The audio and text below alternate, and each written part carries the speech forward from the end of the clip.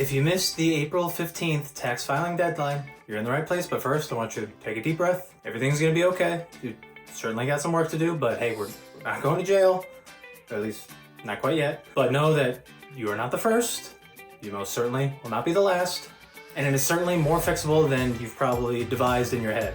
People assume, oh my God, I'm on the IRS naughty list, I'm gonna get in trouble, I'm getting audited today. Listen, I'm here to tell you, the world isn't crashing down on you. No, you're perhaps not in the best spot, but it could be far worse. And today we're gonna walk through, first off, what the boat is that you're in and what's actually gonna happen, and what we can do to fix it. We're here to talk about it. You're in the right place. I'm here to take care of you. My name is Andrew D'Amico, I'm a CPA partner here at Ledgerly. We are a tax advisory firm. We are focused on tax strategy and hey, how do we reduce taxes and how can we grow a tax-free retirement? This video is for anybody filing a 1040 that has not done so yet. They haven't gone on extension. They didn't file that return that was due on the 15th yesterday. I'm sure you're thinking worst case scenario. Anybody that's found themselves in this situation, it's not fun, but it is not the end of the world. There is an out and there are steps you can take to rectify the situation. But today we're talking compliance things, and hey, at the end of the day, we're tax professionals, so we see this in our own practice.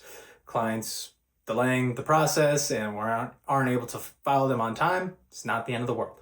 But if you like the idea of tax strategy and paying less to Uncle Sam, please like this video and subscribe for future videos where we'll get into some fun tax strategy. But again, today, talking to those of you who have missed the April 15th deadline. What is the situation we find ourselves in? So the IRS is going to impose two penalties on you. On the left, we have the failure to file penalty, and on the right, we have the failure to pay penalty. A lot of people get this mixed up. The IRS is actually more concerned with this one on the left, the failure to file penalty. You'll notice I have here bubbled out. That penalty is 5% per month. The IRS gets pissed. They don't care if you go on an extension, but they want that extension. They want you to fill out that one piece of paper, send it to them, and says, hey, Andrew D'Amico's going on an extension this year. Okay, cool. Hey, that IRS person sees, okay, they're going on an extension. Cool. You're not leaving them in the dark. They hate being, I think you ever had a prior boyfriend or girlfriend, you leave them on red. I imagine they're not going to be too happy with you when you're not returning their phone calls. Don't leave the IRS in the dark. Let them know that you're going to go on extension, if that is the situation you are in. But the failure to file, they issue 5% because they want to know what the heck is going on. So you're going to see penalties are going to stack faster, and you're actually setting yourself for further IRS scrutiny because this is the one that they don't like. So yeah, you are going to put yourself on a little bit of a naughty list there if you don't take care of the situation fast. But that penalty is 5% per month based off of your tax due. Failure to pay, on the other hand, penalty, it accrues a bit slower, but you are going to also get charged interest daily. It gets compounded daily. The penalty piece is 0.5% a month, and the interest is at the IRS rate. It changes, but you could assume about 6 to 8% compounded daily. So for 1 month, it wouldn't be, let's just make it easy. Let's say they charge 12% interest for the first month, it would be 1%. And then, the next one, 2 months outstanding, then it'll be 2%, right? It's compounded. So that's the penalty piece that you're looking at on that side. And again, that's based on the amount that you eventually owe or you are underpaid on. So ultimately, these are the two things we want to avoid. And now talking about the point of the video, how do we get out of this mess? Well, the first situation, either scenario or both scenarios if it applies to, we want to file immediately. I don't care if you have incomplete documentation, then okay, file an extension. But you want to let the IRS know that, hey, you're doing your best as a taxpayer to be compliant with IRS rules. So file the extension. Or if you have all your docs or you're still got 5 docs in your back pocket that you need to get to your accountant, get it to them and have them file you immediately.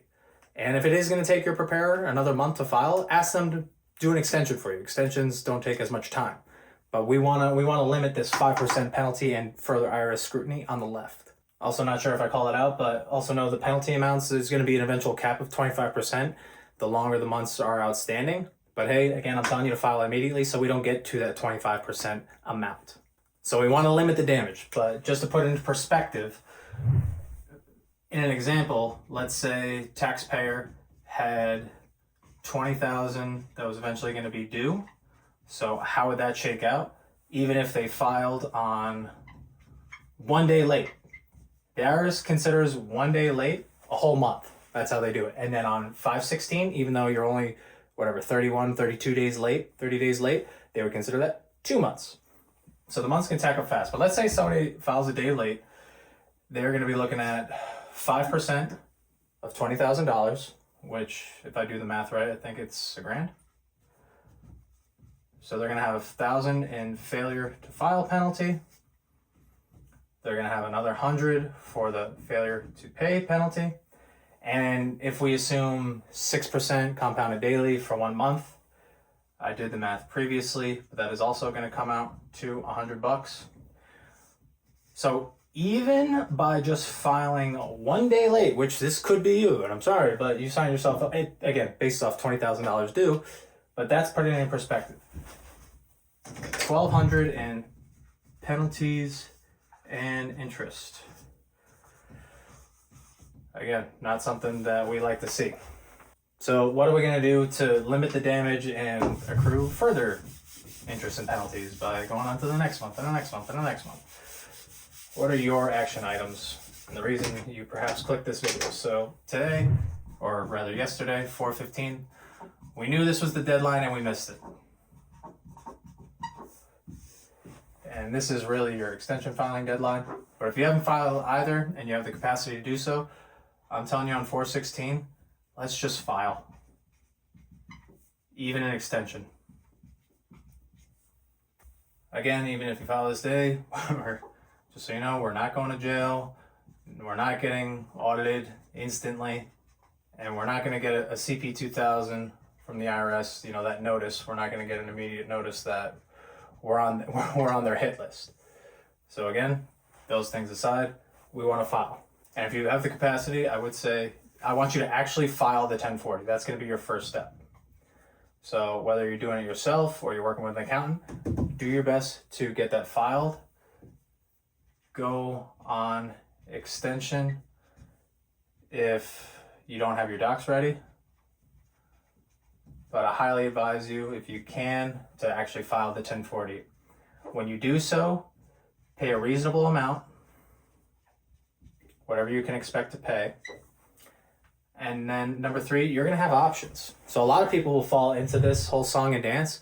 They didn't want to file because they didn't have the monies to pay for that tax that was going to be due. That's not an excuse to not file your tax return because you have options. Let's say, back to that $20,000 example, let's say they paid, again, this is going to be different for everyone, but let's say they paid $5,000 and then they still had $15K due. You can set up a payment plan with the IRS. Yep, of course, you're going to get charged with interest, but they would rather know and work with you because at the end of the day, they want your money. If you say it's a payment plan or it's nothing, they're going to offer you the payment plan. And there are different limits and hurdles you might have to jump through depending on how high that tax liability is. But typically, if you're under $100,000 in taxes owed, they will work with you. And especially if it's your first time too. So that's an option you have. You can also, this is kind of a pro tip, which they won't tell you, is, depending on your credit, this could be a viable option. You get a 0% credit card and then you pay with that. Go on the IRS website, look at ways to pay. You'll see that they accept credit cards. And if you can get a 0% interest credit card, that dollar amount could be significantly lower than any potential IRS interest you get charged on a payment plan. Now, granted, the IRS will charge a fee for using a credit card, but a lot of times, again, this is going to be a very pointed scenario. You have to crunch the numbers yourself, but that fee will be, again, much less the eventual interest that the IRS would charge you. And the reason I highly encourage you guys do this ASAP, get this squared away, because if you ignore this problem, you're a cowboy, you're like, no, Andrew, I'm going to do it my way. Well, you are going to face IRS scrutiny, as I said before, and alluded to it multiple times. You're just going to get penalties and interest. The longer you ignore this problem, again, that interest compounds daily. Those penalty amounts are on a per month basis. 31 days, you're already into 2 months. Instead of 5% failure to file, now it's a 10% failure to file, and so on and so forth. We don't want those dollar amounts to snowball and end up owing the IRS more than we reasonably had to. So if I could just bring us all back to earth for a second, I want you to hear that, hey, late filing is common. Certainly not ideal, but it's common. Again, you're not the first, you won't be the last. But the IRS at the end of the day is a business, and they will be willing to work with you if you do have a balance that you think you're incapable of paying. Again, there are payment plans available. And again, that pro tip with the 0% credit card if it fits your situation. In a pinch. Seen it done before, it works, but again, not for everybody. But if you clicked into this video for some answers on how to address your current situation, please get it all squared away. And then once you come out the other side, or if you need our help getting you through the finish line in 2025, we'd be happy to help. Get over to our page, book a discovery call. Let's get on the phone. Let's see how we can help you. But let's get this 2025 mess behind us, because now we want to start doing planning for 2026 early in the year, so we can put ourselves in a position where we're not scrambling this time come next year, 2027. We don't want to be in this boat, and we would rather be having engaging conversations about, hey, how can we help you save on taxes? How can we build a better retirement plan, hopefully a tax-free retirement plan? And having those conversations rather than being on the phone with somebody from the IRS saying like, hey, can I pay this? Can we do that? X, Y, Z. I'd rather not pay that much, yada, yada, blah, blah, blah. I'd rather have the former conversation with us than with an IRS representative, if you will. Not that they're bad people. I mean, some of them might be. I don't know. I've talking to a few of them in my day, but it's not my favorite thing to do in my spare time. So I hope this video helps any of you that are still trying to put 2025 behind you. Please like this video, subscribe to the channel as we pivot more towards strategy over these next few months. And hey, how can we have an impact on our 2026 tax bill? What things can we put in place to have an impact on that tax return? I appreciate you guys listening in, and we'll catch you on the next video.